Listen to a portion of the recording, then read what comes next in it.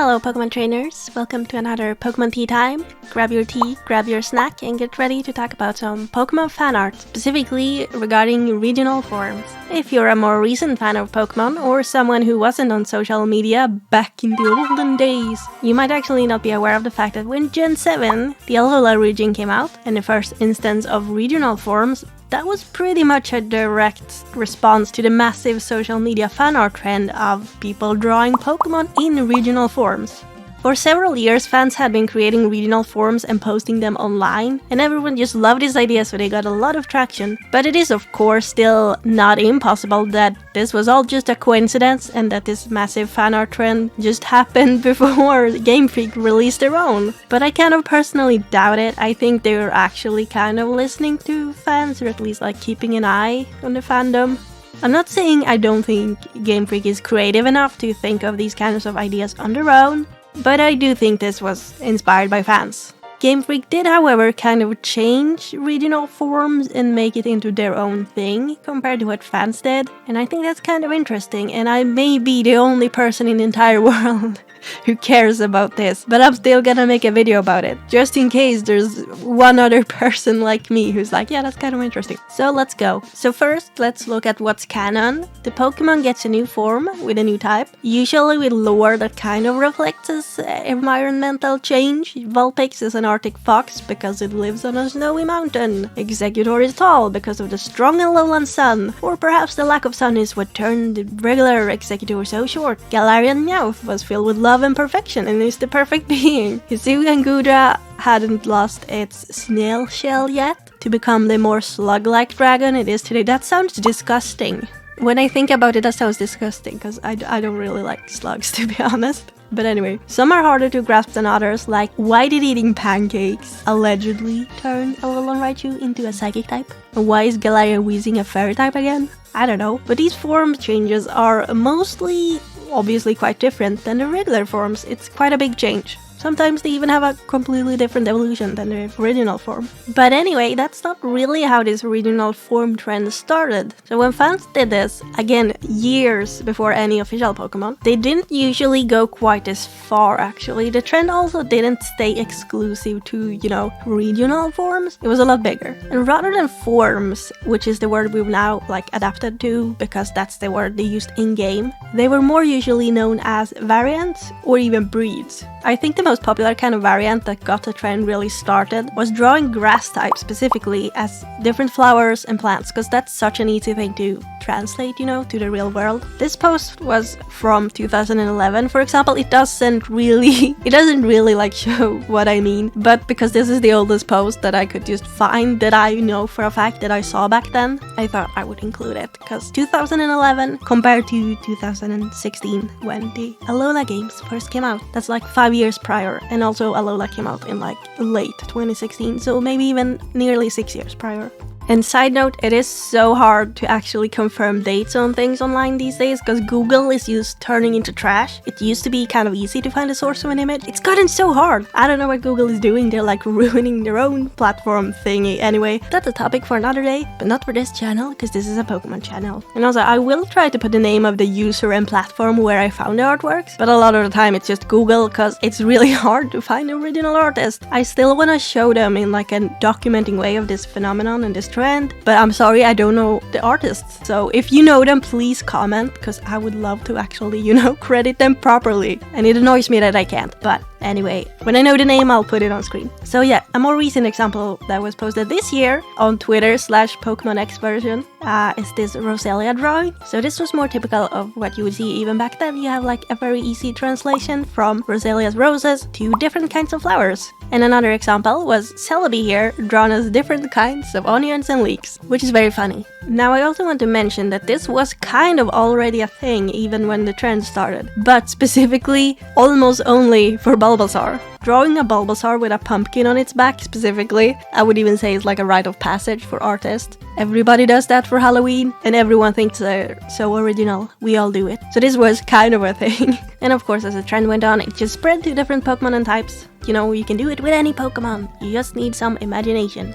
So a key difference the way fans created these regional forms was for them to be more like breeds of the same Pokemon, like you would have a cat breed or a dog breed. The differences could actually be like quite minimal. It often didn't involve a type change at all. As you can see in this one, for example, the artist made Mightyena and Camerupt into different breeds. Different breeds, but not breeds the way we would think of a dog breed, but you breed them for a specific purpose instead. For a contest or for battle, and then you have like the standard wild one. But more commonly, it would be like this Piplup here, based on real penguins. You have like breeds, but they're based on like real species, or if they're like a dog, based on real dog breeds. We can of course still see hints of this in Game Freak's regional forms, in particular in Meowth. Regular Meowth is a Siamese cat, a Lowland Meow, a British Shorthair, and then the superior perfection of the Galarian form is a Norwegian Forest Cat. Of course, they're all still Meowth, but they have different types. And so to contrast that, we have examples of how fan artists did it with real cat breeds.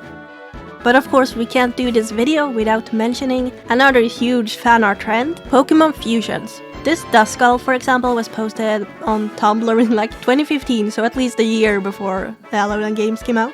So these fusions around Pokemon had been around for even longer than regional variants. Usually, it would be pretty directly fusing two Pokemon and mixing the traits, such as what you would get from the endlessly entertaining Pokemon fusion generators. But you know, like better and more thought out, because they were made by actual humans. But I think due to the fact that the word breed was often in the name of the fan-made variations, it was a pretty natural development that people would start to make breeds incorporating other Pokemon. Because crossbreeding is a thing in the Pokemon games, we literally have that. So this variation of the trend would give you the base Pokemon, but with hints or elements of, traits from other Pokemon, without it actually in any way being a fusion, because it's still, in this case, just a Skitty. The Skitty just happens to look a little bit more like the Pokemon you bred the other Skitty with, but it's all still just Skitty, and this is just still a Blossom. So it wasn't ever like a true fusion, but it's definitely a development from the fusion trend, in my opinion. So in conclusion, fans often made regional forms that were more like real animal breeds. They often had little or no effect at all on anything but physical looks. Sometimes the type would change through like crossbreeding, but it wasn't a necessary trait. And this crossbreeding in itself is of course something Game Freak hasn't touched yet. I mean, you could perhaps, if you wanted, argue that the god-awful fossils in Galar are some kind of fusion, but it's not like a true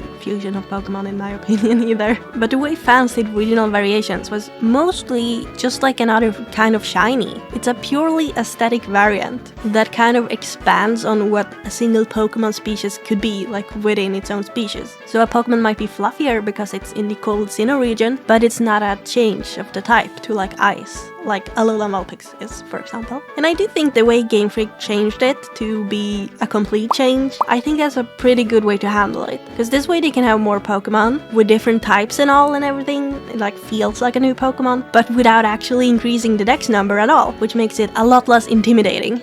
I don't like the execution of all of the canon Pokemon that we have. Like, I don't like Alolan Diglett. I'm sorry, it's really lame. But overall, I think the regional forms are pretty good. And it is, of course, unrealistic to expect every Pokemon to have even more variations and models just for like minor changes that don't even affect the, types or stats or whatever. But there's always this kind of yearning from fans to have even more unique Pokemon. Like, everyone wants to have their own spiky hair Pikachu. And if we're allowed to dream, I would personally love to see a combo. So we keep the regional forms, but we also get more variations within a Pokemon species. One way they've actually kind of started doing this is adding sizes. We can now have a massive Pokemon or a tiny one, and that's making our Pokemon more unique simply by, changing the size. Now, if we could also just get variations such as, bigger horns or floppy ears or longer fur, little cosmetic things, that would be so much fun, I think.